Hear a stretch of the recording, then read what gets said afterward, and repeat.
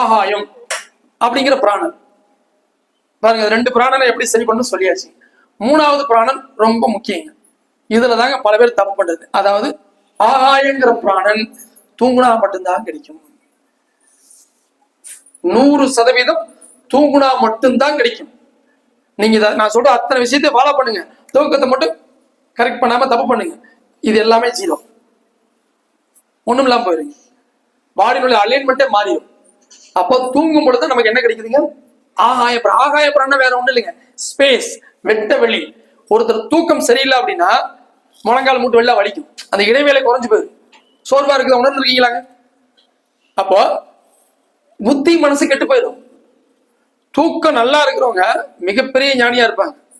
இப்ப இங்க நிறைய பேர், சில பேர் தூங்குனீங்க, இவங்க எல்லாம் ஞானி, எனக்கு நல்லா தெரியும், தப்பா எடுத்துக்காது, உண்மைதான். உட்காந்துக்கிட்டு தூங்கினா என்னவா மாறலாங்க? ஞானி ஆயிடலாம். உட்காந்துக்கிட்டு தூங்குறவங்களும் சாதாரண நினைக்காதீங்க. இன்னைக்கு சொல்றது ஞாபகம் வச்சுங்க. உட்காந்துக்கிட்டு தூங்குனீங்கன்னா சீக்கிரம் உங்க புத்தி மனசு சரியாயிடும்.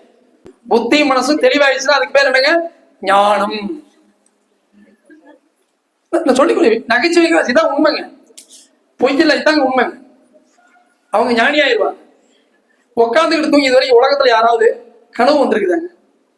கார்ல பஸ்ல நீங்க டிராவல் பண்ணிருக்கீங்கல்ல, உட்காந்துக்கிட்டு தூங்கும்போது யாருக்காவது கனவு வந்திருக்குதா? ஒருத்தர் தான் சொல்லுங்க. படுத்துக்கிட்டு தூங்கினா வருங்க, உட்காந்துக்கிட்டு தூங்கினா வராது. ஏன்னா அவங்க ஞானத்தை நோக்கி போயிட்டு இருக்கிறாங்க. சோ அப்ப உட்காந்துக்கிட்டு நீங்க தூங்கலாம். அதாவது நான் ஏன் சொல்றேன் அப்படின்னா, இப்ப நான் தியானம் பண்ணுங்க அப்படின்னு சொன்னேன்னா இங்க எத்தனை பேர் பண்ணுவீங்க? ஆனா உட்காந்துக்கிட்டு தூங்க அப்படின்னு சொன்னா எல்லாரும் செய்வோமா இல்லையாங்க? தூங்கத்தானே சொல்றாரு, உட்காந்துக்கிட்டு தூங்கிடுவோங்க, படுத்துட்டு தூங்க, பெட்டில உட்காந்தான்னு தூங்க சொல்றாரு. அப்ப உட்காந்துக்கிட்டு தூங்கினா அதுக்கு பேரு தியானம். சிந்திக்க ஆரம்பிப்பீங்க. யாருமே சும்மா இருக்கிறதே இல்லைங்க. ஒருத்தர் யாரு சும்மா இருக்கிறாங்களோ புத்தி மனசு தெளிவா இருக்கும், அவங்களை யாரும் டச் பண்ண முடியாது, அவ்வளவு ஷார்ப்பா இருப்பாங்க. சும்மா இருக்கணும். சும்மா ஒரு 1 ஹவர் ஒரு தடவை, ஒரு 2 நிமிஷம் 3 நிமிஷம் சும்மா உட்காரு. சும்மா நம்பிங்க, முடிஞ்சா கண்ணு முடிங்க, இல்லைன்னா முடிஞ்சா செல்லெல்லாம் பார்க்க கூடாதுங்க, பேசலாம் கூட, புக்கெல்லாம், அதுக்கு பேரு அது அந்த வேலைங்க. சும்மா உட்காந்து பாருங்க, சார்ஜ் ஏறிடுங்க. நீங்க ஒரு 21 days நீங்க ஃபாலோ பண்ணி பாருங்க. ஞானம்னா வேற ஒண்ணும் இல்லைங்க. ஞானியா இருக்காங்கன்னு சொல்றாங்கல்ல, அவங்க அதெல்லாம் பெரிய வித்தையெல்லாம் கிடையாதுங்க, ரொம்ப ஈஸிங்க. எது எப்படி இருக்குதோ அதை அப்படியே அறிஞ்சுக்கிறதுக்கு பேர் தான் ஞானம்.